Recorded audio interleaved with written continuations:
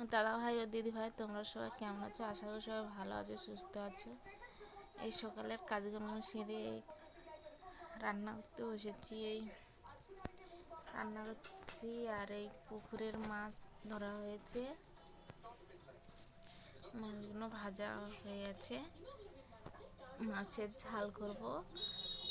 আর আমাদের বাড়ির দেশি মুরগি ছিল, দেশি মুরগি কাটা হয়েছে, রান্না করব। ওই যে আমাদের ওই ছাগলের ঘাস কেটে এনেছি রান্নাঘরে। আর তোমাদের রান্নাটা দেখাতাম, কিন্তু আমার রান্নাঘরটা ছোটো বলে আমি তোমাদের রান্নাটা দেখাতে পারিনি। দেখতেই পাচ্ছ রান্নাঘরটা কেমন শর্ট জায়গা। এসব রসুন ছাড়িয়ে রেখেছি, বেটে নেব, মশলাটা করে নেব। আগে মাছের ঝালটা করে নিয়েছি। এই যে রান্না হয়ে গেছে, আগে বলেছিলাম তোমাদের দেখাতে পারিনি কারণ আমার রান্নাঘরটা খুব ছোট। এই যে রান্না হয়ে গেছে, আমি নিয়ে চলে যাবো।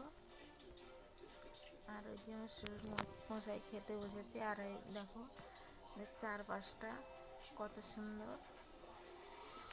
ওই যে ওপাশে ধান চাষ হয়েছে, ধানের চাষ হয়েছে। আর এইটা একটা আমার দিদির বাড়ি, দিদির বাড়িতে গেছিলাম। দেখো চারপাশটা কত সুন্দর গাছপালা।